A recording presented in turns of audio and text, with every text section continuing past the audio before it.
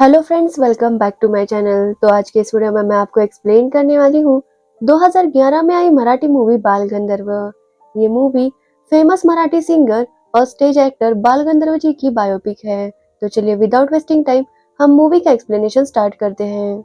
Movie start होती है नारायण राजहंस नाम के एक लड़के से जो एक फंक्शन में गा रहा था। उसकी आवाज इतनी अच्छी थी कि सब लोग उसके गाने सुन रहे थे। तभी वहां पर लोकमान्य तिलक आते हैं और उसकी आवाज से इम्प्रेस होकर उसे बाल गंधर्व नाम देते हैं, जिसका मतलब है स्वर्ग में रहने वाले सिंगर जो देवताओं का मनोरंजन करते हैं। सिंगिंग की वजह से नारायण बहुत ही फेमस हो चुके थे, इसलिए कोल्हापुर के किंग शाहू महाराज उन्हें सजेस्ट करते हैं कि वो किर्लोस्कर नाटक कंपनी ज्वाइन करे, और नारायण भी ऐसा ही करते हैं। वहां पर ट्रेनिंग करते हुए नारायण बड़े हो जाते हैं।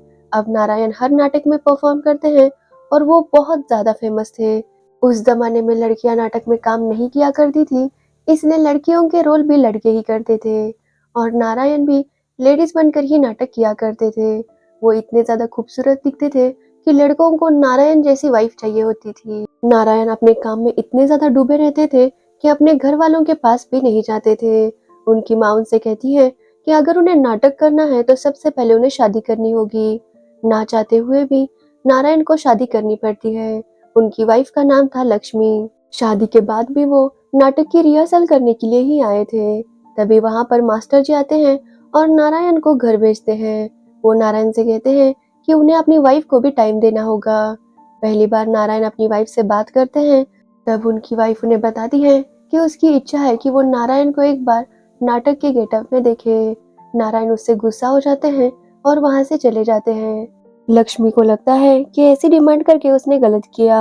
तभी नारायण नाटक में जैसे तैयार होते थे उस तरह तैयार होकर लक्ष्मी के सामने आ जाते हैं। लक्ष्मी उन्हें देखकर बहुत खुश होती है क्योंकि नारायण ने उसकी विश पूरी कर दी थी। एक दिन जब नारायण नाटक परफॉर्म कर रहे थे, तभी वहां पर ब्रिटिशर्स आकर एक क्रांतिकारी को मार देते हैं। नारायण को ये देखकर बुरा लगता है कि कितने ऐसे नौजवान हैं जो देश की आजादी के लिए लड़ रहे हैं और वो यहाँ पर नाटक कर रहे हैं। लेकिन उनका फ्रेंड उन्हें समझाता है कि नाटक से ही वो सोशल अवेयरनेस फैला रहे हैं। कितनी सारी प्रथाएं जैसे बाल विवाह के बारे में उन्होंने नाटक किया है, और देश में जागृति लाना भी तो देश की सेवा करने जैसा ही है। कुछ दिन ऐसे ही बीत जाते हैं और नारायण को एक बेटी होती है जिसका नाम वो हीरा रखते हैं। बेटी के जन्म के बाद ही नारायण को एक नाटक के सिलसिले में बाहर जाना पड़ता है। इस बार वो एक बड़े लेवल का नाटक करने वाले थे और बहुत सी तैयारी हो चुकी थी। लगभग सारे टिकट्स भी बिक चुके थे। लेकिन नाटक से पहले ही उन्हें खबर आती है कि उनकी बेटी की मौत हो गई है। नारायण के टीम मेंबर सोच रहे थे कि वो ये नाटक कैंसिल करें, लेकिन नारायण कहते हैं कि जो होना था वो हो चुका है। इस नाटक में बहुत खर्चा हो चुका है और वो अपनी वजह से सबका नुकसान नहीं करना चाहते थे, इसलिए वो नाटक में परफॉर्म करते हैं। नाटक के बाद वो घर जाते हैं और अपनी पत्नी के साथ बहुत रोते हैं। ऐसे ही कुछ दिन बीत जाते हैं और नारायण के नाटक अच्छे से चल रहे थे, लेकिन साथ ही नारायण के खर्चे भी बहुत बढ़ रहे थे क्योंकि वो हर नाटक में नई महंगी साड़ी पहनते थे और उसके ऊपर मैचिंग ज्वेलरी, जिसकी वजह से उन्हें प्रॉफिट बहुत ही कम हो रहा था। मास्टर जी नारायण से कहते हैं कि वो अपने खर्चों को कंट्रोल में रखे क्योंकि नारायण बहुत ज्यादा खर्चे किया करते थे, जैसे कि रोज 150 लोगों को चांदी के प्लेट में खाना खिलाना या महंगे महंगे अत्तर लेना। इसी बात पर मास्टर जी और नारायण के बीच में थोड़ी तू-तू-मैं-मैं हो जाती है, जिसके बाद नारायण अपने दो फ्रेंड्स के साथ मिलकर नई नाटक मंडली स्टार्ट करते हैं जिसका नाम वो रखते हैं बाल गंधर्व नाटक मंडली।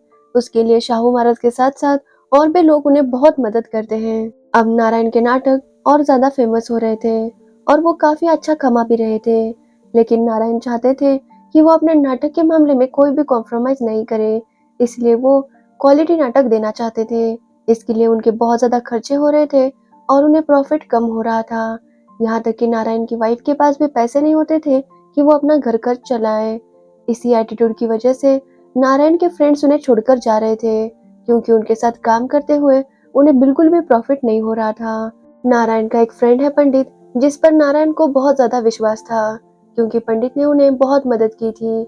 नारायण अपनी सारी कंपनी के पैसे पंडित के ही हाथों में देते हैं और पंडित जहाँ पर कहे वहां पर नारायण साइन कर देते थे। इसी की वजह से बहुत से लोग उनसे नाराज थे। एक दिन उन्हें पता चलता है कि पंडित ने उनके सारे पैसे डुबा दिए और पंडित को जेल हो गई थी क्योंकि उसने उनके साथ साथ बाकियों के भी पैसे डुबा दिए थे। अब नारायण पर 1.5 लाख रुपए का कर्जा था। जब ये बात लोगों को पता चलती है, बहुत से लोग चंदा इकट्ठा करके नारायण का कर्ज चुकाने की कोशिश करते हैं, लेकिन नारायण का कहना था कि वो इस तरह अपना कर्जा नहीं चुकाएंगे।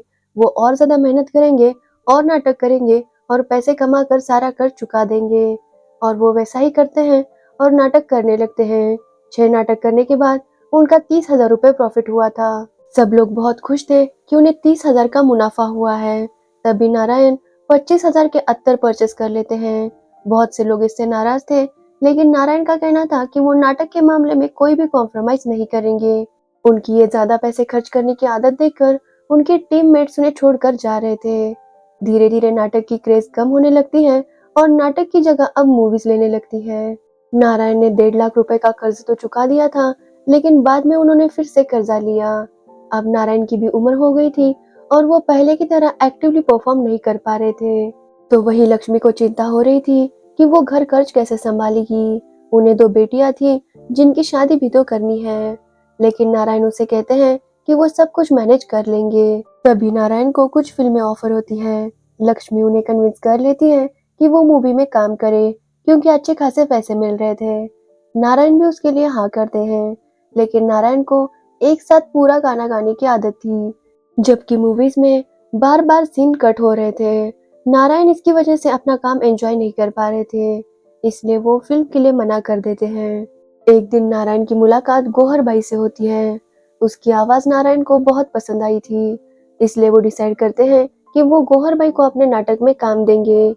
गौहर भाई भी उनकी बहुत बड़ी फैन थी और उनकी ऑफर को वो कैसे ठुकरा सकती थी, इसलिए वो भी नारायण के नाटक में काम करने के लिए तैयार हो जाती है। जिसके बाद वो बहुत सारी प्रैक्टिस करते हैं, लेकिन नाटक के वक्त गौहर भाई का गाना किसी को भी पसंद नहीं आता। ऑडियंस डिमांड करती है कि उन्हें नारायण का ही गाना सुनना है। जिसके बाद नारायण गाते हैं और ऑडियंस को उन्हीं का गाना पसंद आता है। ये देखकर गौहर भाई को बहुत बुरा लगता है। नारायण उसे समझाते हैं और अब नारायण गौहर के साथ ही ज्यादा टाइम स्पेंड कर रहे थे, जिसकी वजह से लक्ष्मी उनसे काफी ज्यादा नाराज थी। नारायण महीनों महीनों तक घर ही नहीं आते थे। लक्ष्मी की भी तबीयत बिगड़ रही थी, ऊपर से उसके पास घर खर्च के लिए भी पैसे नहीं हुआ करते थे। नारायण नाटक की सारी कमाई गौहर भाई के हाथ में ही रखते थे। इसकी वजह से भी उनके नाटक के लोग खुश नहीं थे उनके साथ। नारायण लक्ष्मी को छोड़ देते हैं और गौहर के साथ ही रहने लगते हैं। अभी भी नारायण नाटक के मामले में कोई भी कॉम्प्रोमाइज नहीं करते थे। वो बहुत खर्चा किया करते थे, लेकिन पब्लिक कम आ रही थी, जिसकी वजह से उन्हें प्रॉफिट ज्यादा नहीं हो रहा था। एक दिन उनकी तबीयत खराब हो जाती है और डॉक्टर उन्हें सजेस्ट करते हैं कि उन्हें अपने गले को रेस्ट देनी चाहिए, लेकिन गौहर बाई कहती है कि वो एक आर्टिस्ट है और उनके साथ ऐसा सब कुछ होता रहता है, इसके लिए काम नहीं रुकना चाहिए। और वो नारायण को नाटक कंटिन्यू करने के लिए कहती है, जिसकी वजह से नारायण की तबीयत और ज्यादा बिगड़ रही थी। कई सारी रॉयल फैमिलीज नारायण की मदद करने की कोशिश करती है। उनका बस ये कहना था कि नारायण लक्ष्मी के पास वापस चले जाए, लेकिन नारायण उन्हें मना कर देते हैं। ऐसे ही कुछ दिन बीत जाते हैं और लक्ष्मी की भी मौत हो जाती है। नारायण पर अभी भी कर्जा था, इसलिए कुछ राजा उन्हें मदद करने की कोशिश करते हैं। नारायण उन्हें मना नहीं कर पाते, इसलिए वो पैसे ले लेते हैं, लेकिन जाकर किसी और को दान कर देते हैं। नारायण को किसी से ऐसे पैसे लेना बिल्कुल भी पसंद नहीं था। लास्ट में हम देखते हैं नारायण एक नदी के पास बैठकर अपनी पूरी लाइफ जर्नी याद कर रहे थे। वो कहते हैं कि यहाँ पर उन्होंने जो भी किया, जो भी सक्सेस मिला या जो भी खोया, वो सब कुछ उन्हें यहीं पर छोड़कर जाना होगा। आखिर हम सब लोग एक रंगमंच के कलाकार हैं, जो नाटक खत्म होने के बाद सब कुछ वहीं पर छोड़कर चले जाएंगे। और यहीं पर ये मूवी एंड हो जाती है। आज तक मैंने बहुत से बायोपिक पढ़े और देखे हैं। हर बायोपिक ने मुझे मोटिवेट किया है, लेकिन इस बायोपिक के साथ मुझे ऐसा नहीं लगा। बल्कि ये बायोपिक हमें कुछ लाइफ के लेसन सिखाती है, जैसे कि अगर हम कितने भी पैसे कमाएं तो उसे सेविंग करना बहुत ज्यादा जरूरी है। इसमें कोई डाउट नहीं कि हमें अपना काम क्वालिटी से करना चाहिए, जिसमें थोड़े ज्यादा पैसे खर्च हो जाते हैं, लेकिन साथ ही हमें अपने लिए, अपने घर वालों के लिए और अपने फ्यूचर के लिए भी कुछ पैसे बचाने चाहिए। और सबसे इम्पोर्टेंट, हमें किसी पर आंख बंद करके भरोसा नहीं करना चाहिए, चाहे वो हमारे कितने भी करीबी क्यों ना हो। अगर बाल गंधर्व की बात करें तो आज भी उनके गाने बहुत ज़्यादा फेमस है और इसमें कोई भी शक नहीं है कि वो एक बहुत ही अच्छे आर्टिस्ट थे। तो अगर आपको इस मूवी की स्टोरी और एक्सप्लेनेशन अच्छा लगा हो तो वीडियो को लाइक, कमेंट, शेयर ज़रूर करना और मेरे चैनल को सब्सक्राइब करना बिल्कुल मत भूलना। Thanks for watching the video.